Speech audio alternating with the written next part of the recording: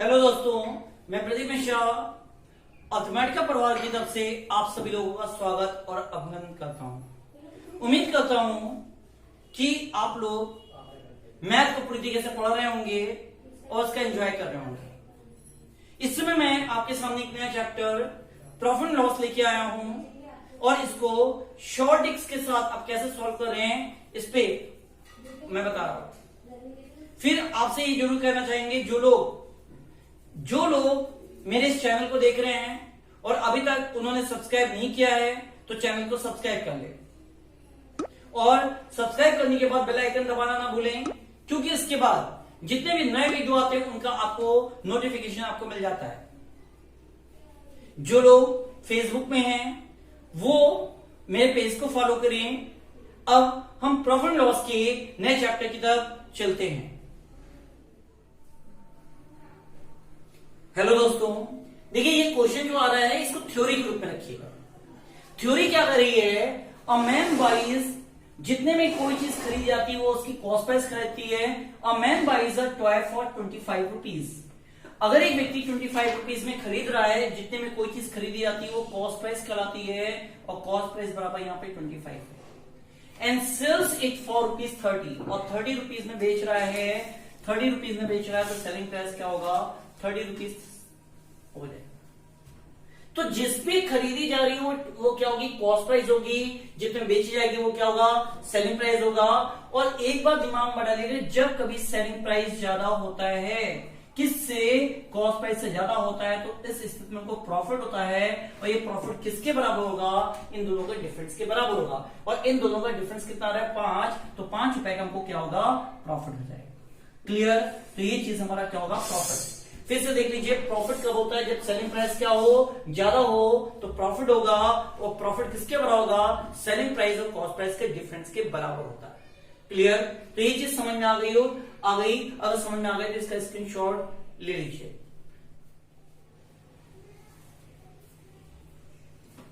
देखिए इसमें कह रहा है, एक लड़का एक पेन को 50 रुपए में खरीदता है। जितने रुपए में खरीदेगा वो उसकी कॉस्ट प्राइस कहलाती है।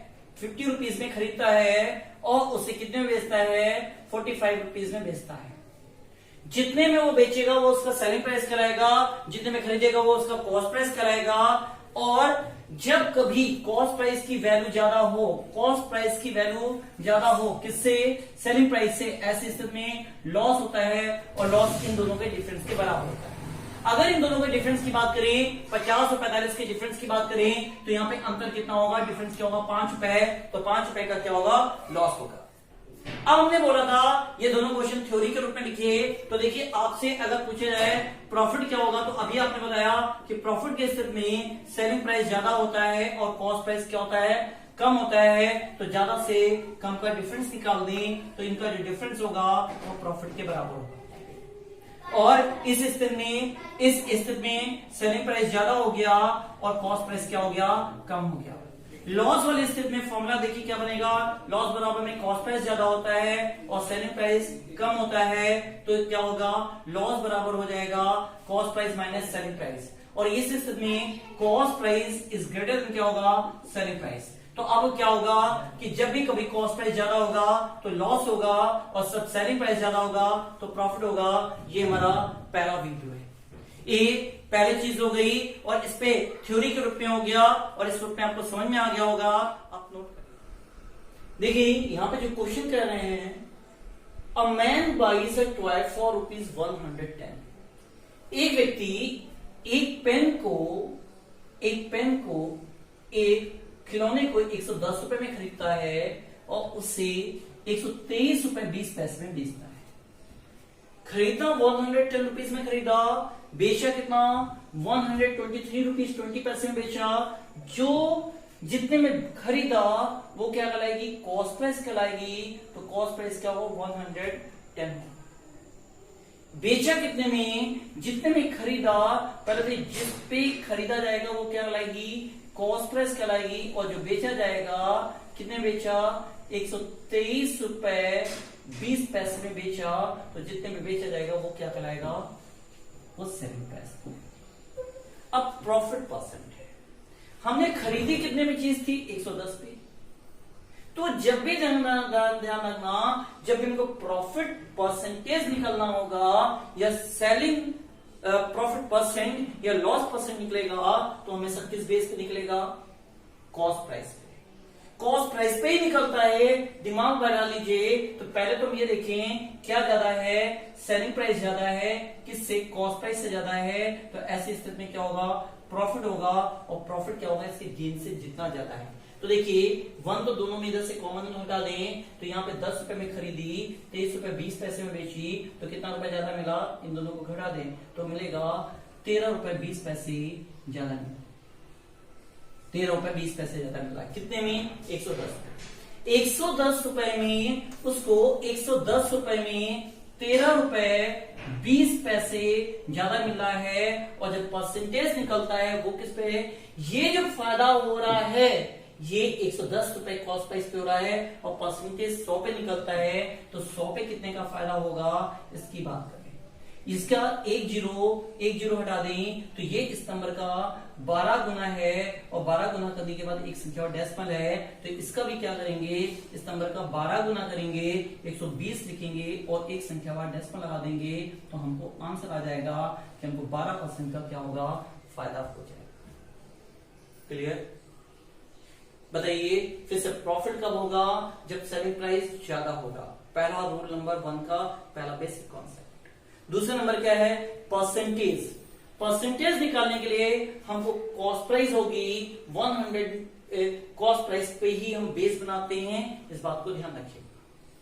कॉस्ट प्राइस को ही बेस बनाएंगे तो 110 रुपए में 13 रुपए 20 पैसे का फायदा हो रहा है। तो 100 पे कितने का होगा? ये इस नंबर का 12 गुना है, तो इस नंबर का 12 गुना करेंगे तो 12 गुना करेंगे 120 हो जाएगा। यहाँ पे एक संख्या बाद डेसिमल है तो यहाँ पे भी एक संख्या बाद डेसिमल।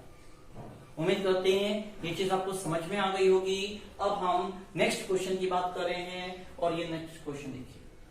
अब boy buys a pen for rupees 960। कितने में खरीदा? 960 में खरीदा। तो जितने में वो खरीदेगा वो कॉस्ट प्राइस कहलाएगी और जितने में बेचेगा वो उसकी क्या कहलाएगी? सेलिंग प्राइस कहलाएगी। और प्रॉफिट पर अब हमको क्या चाहिए? लॉस परसेंटेज निकालना है। तो लॉस तभी जब होगा जब कॉस्ट प्राइस ज्यादा हो और सेलिंग प्राइस क्या हो? कम हो। कॉस्ट प्राइस देखिए ज्यादा है, सेलिंग प्राइस से ज्यादा है, तो क्या होगा? लॉस होगा। अब यहाँ पे कॉस्ट प्राइस में देखें 1960 रुपए में 1960 में कितने का लॉस हो रहा है? तो इन दोनों का डिफरेंस निकालें।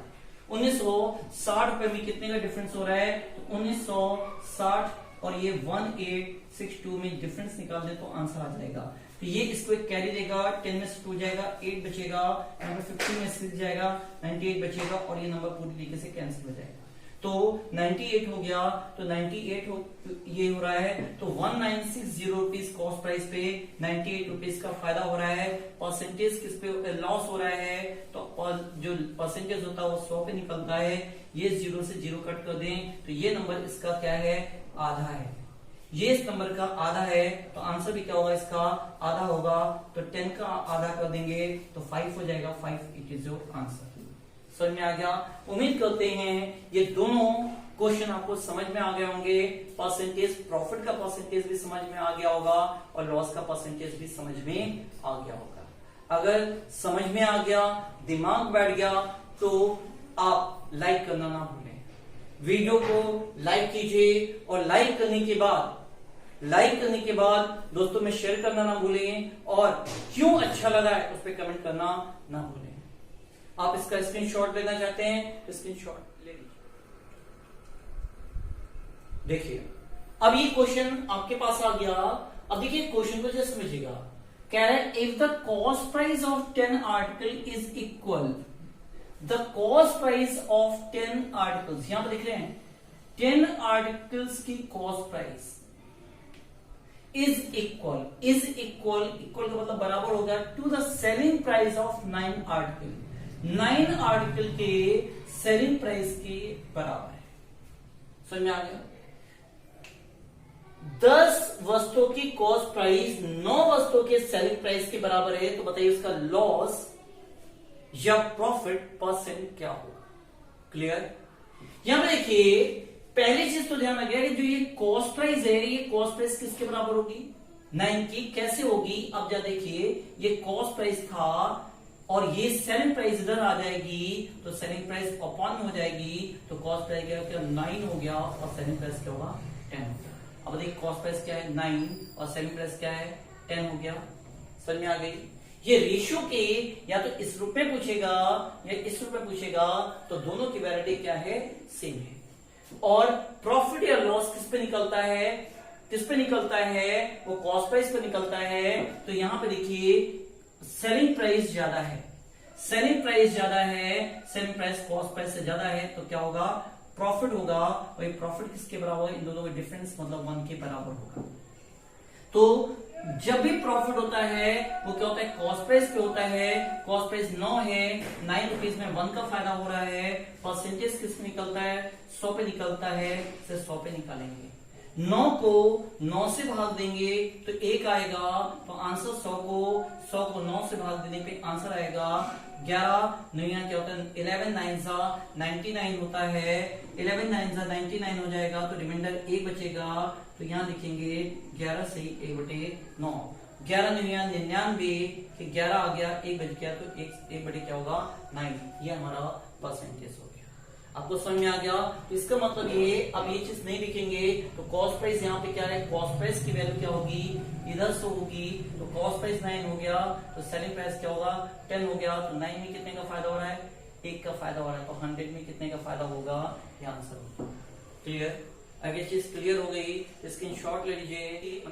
इसीलिए नेक्स्ट क्वेश्चन आ गया, क्या रहा था cost price of 24 article apples, 24 सेब की कॉस्ट प्राइस किसके बराबर है, ये बराबर है same as the selling price of 18 apples. ये सेलिंग प्राइस क्या है 18 एप्पल्स के सेलिंग प्राइस के बराबर है। 24 ये कॉस्ट प्राइस है, 24 जो सेब है उनकी कॉस्ट प्राइस 18 सेब के कॉस्ट प्राइस के बराबर है। तो ये कॉस्ट प्राइस की बात करें और यहाँ पे सेलिंग प्राइस को उधर से इधर लिया है तो 18 अपॉन क्या होगा 24 हो जाएगा। ये 6 के पहाड़े में 3 बार है और 6 के पहाड़े में क्या है 6 के पहाड़े में 4 बार है। अब देखिए 3 रुपए की चीज है तुमने 4 रुपए में बेची तो कितने का फायदा हुआ 1 रुपए का फायदा हुआ। यहाँ पे सेलिंग प्राइस ग्रेटर देन है कॉस्ट प्राइस में, इसलिए 1 रुपए का फायदा हुआ। अब ये फायदा है तो 100 रुपए में कितने का फायदा होगा इसकी बात करें तो ये 1/3 भाग है, ये इसका 1/3 भाग है, तो 100 बटे क्या करेंगे 3 करेंगे। इसका मतलब 33 99 होता है 1 बच जाएगा तो 33 सही 1/3 परसेंटेज का क्या होगा उसको फायदा होगा। उम्मीद करते हैं ये 2 एग्जाम्पल के रूप में आप समझ गए होंगे। अब इसकी नेक्स्ट वैरायटी की बात करेंगे, नेक्स्ट क्वेश्चन की बात कर रहे हैं। ध्यान रखिएगा अगर आपने वीडियो को लास्ट तक नहीं देखा तो हम आपसे बता रहे हैं इस वीडियो में आप कुछ बेहतर वैरायटी को क्या करें छोड़ देंगे, मिस कर देंगे, क्योंकि बहुत बेहतर वैरायटी हैं उनको सॉल्व करने में हमेशा आपको दिक्कत आएगी। उस तरीके की बात करेंगे, उस सॉल्व करने के कॉन्सेप्ट की बात करेंगे। क्लियर हो गया तो लाइक का बटन दबाइए, हम आगे बढ़ते हैं इस क्वेश्चन की और बात करेंगे। देखिए ये क्वेश्चन आपके सामने है और ये एक विशेष वैरायटी है।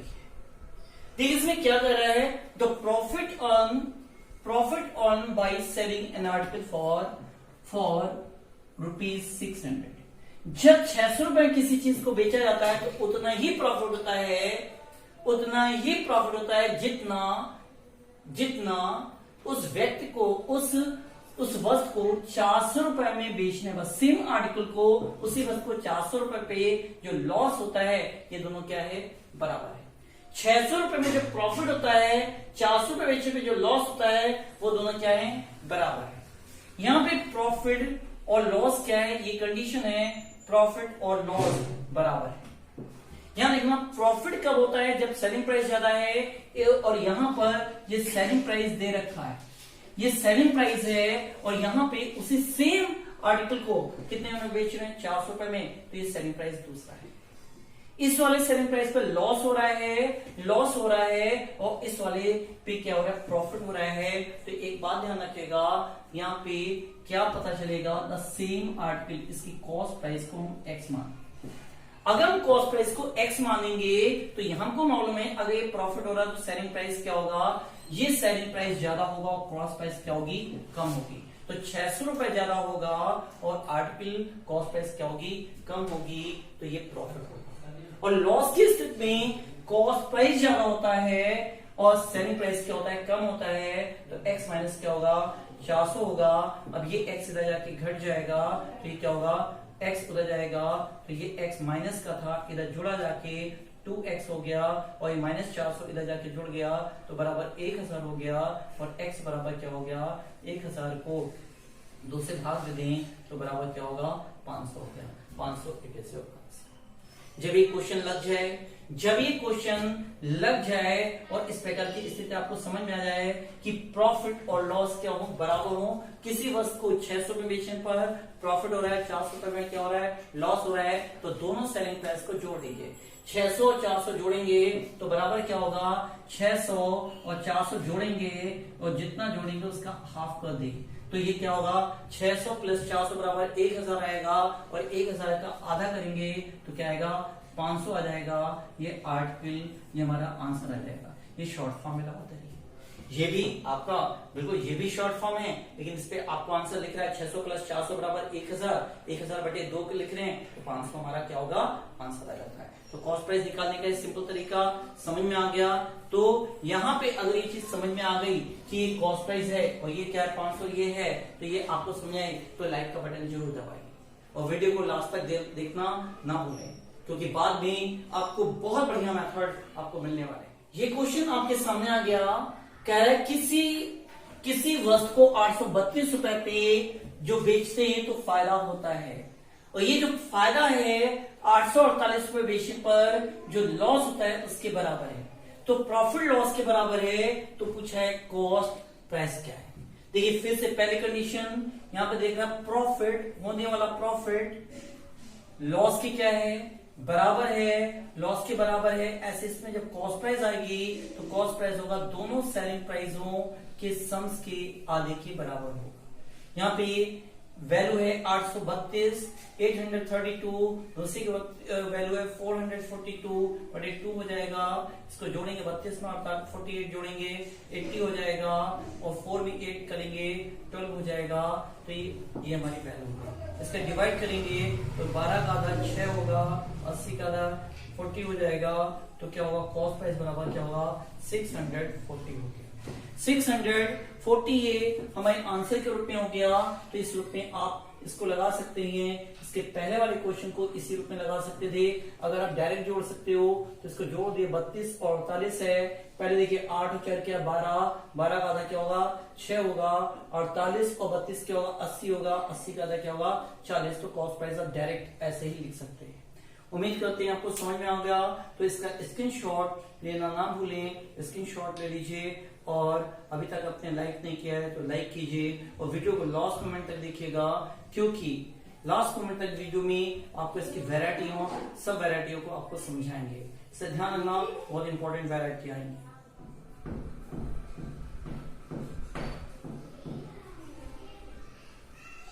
देखिए ये क्वेश्चन क्या कह रहा है, a man purchase 11 oranges for ₹10।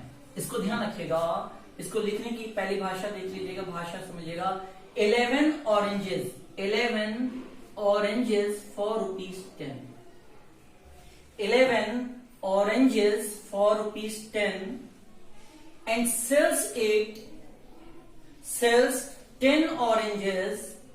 और देखिए क्या कर रहा है, सेल्स 10 ऑरेंजेस फॉर ₹11, फॉर ₹11। ये क्वेश्चन आ जाता है।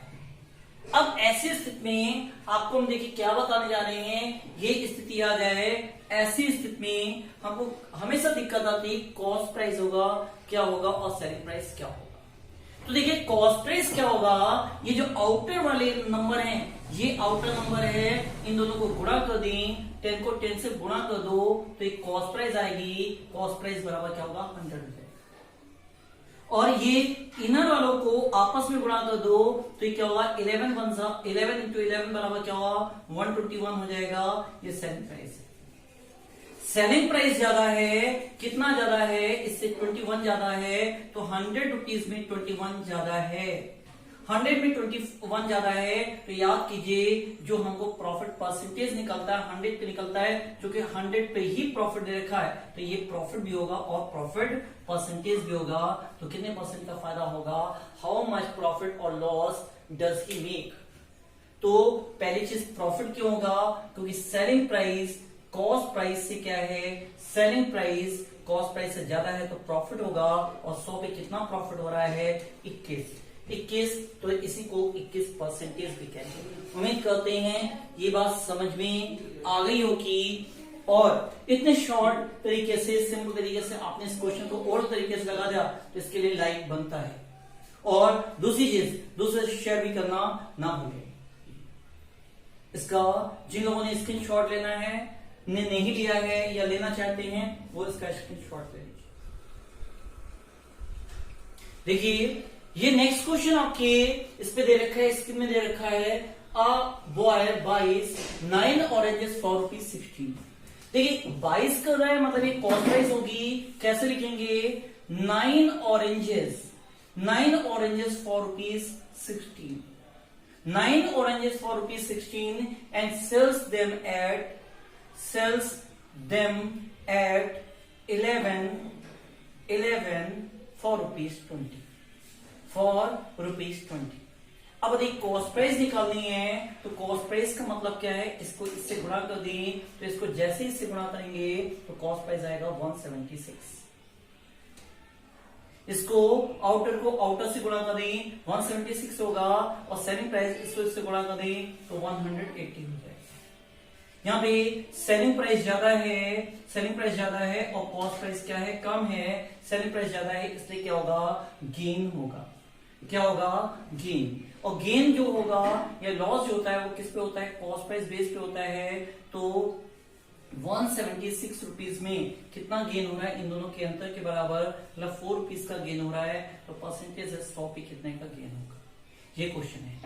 4 की टेबल में ये 1 बार आएगा, यानी 4 की टेबल में 4 बार आएगा, ये 4 की टेबल में 4 बार आएगा, तो ये क्या होगा, 44 हो जाएगा। 4 की टेबल में, अब इन दोनों में तो नहीं आता, लेकिन इन दोनों में देखिए ये 4 की टेबल में 11 बार आएगा और 4 की टेबल में 25 बार आएगा। ये इसके पारे में नहीं आता, ये इसके पारे में आता है। ये इस नंबर का 1/11 भाग है, तो आंसर पे क्या होगा, 11 से भाग देते तो 1 आ जाता। इस नंबर को भी क्या करें, 11 से भाग दे दें, 25 को 11 से भाग देंगे, आंसर आएगा 11 2 22 हो जाएगा, रिमाइंडर बचेगा 3, तो 3 बाई क्या होगा 11, आंसर क्लियर। तो क्या होगा, चूंकि 100 में निकालने इससे परसेंट होगा, तो 2 होल नंबर 3/11% का क्या होगा, फायदा। क्लियर। अगर बात समझ में आ गई हो तो आप इसका स्क्रीनशॉट ले सकते हैं, इसको समझ सकते हैं। दूसरी चीज हम आपसे बार बार कहना चाहेंगे कि जब भी आप वीडियो को देख रहे हो तो अपना पेन और कॉपी लेके बैठिए। पेन और कॉपी लिखिए, प्रत्येक क्वेश्चन को नोट करते जाइए और उसको नोट करते जाइए और लिखते जाइए। उसका सोल्यूशन को नोट कीजिए, क्वेश्चन को नोट कीजिए, क्योंकि जब तक आप मेरे साथ प्रैक्टिस नहीं करेंगे तो आप केवल विजुअल वर्क कर पाएंगे, एक्चुअल वर्क नहीं कर पाएंगे, नहीं कर सकते, क्योंकि एक्चुअल वर्क करने के लिए आपको वर्क करना पड़ेगा। और आप केवल अगर वीडियो देखते रहेंगे तो आपको कुछ भी आने वाला नहीं है। लेकिन अगर मेरे साथ इस प्रकार वर्क करते रहे तो हम फिर से कह रहे हैं कि आपका जब कोई अब ये कमिंग एग्जामिनेशन आएगा 3 या 4 मंथ बाद, तो मैथ के क्वेश्चन आपके कभी भी छूटेंगे नहीं। समझ में आ रही बात? अगर आपको बात समझ में आ गई है तो हम जरूर कहेंगे, दूसरी चीज कहेंगे कि जिन लोगों ने अभी तक हमारे चैनल को सब्सक्राइब नहीं किया है वो चैनल को सब्सक्राइब कर ले। जो मेरे फेसबुक पेज को जिन्होंने फॉलो नहीं किया है वो मेरे फेसबुक पेज को फॉलो कर ले।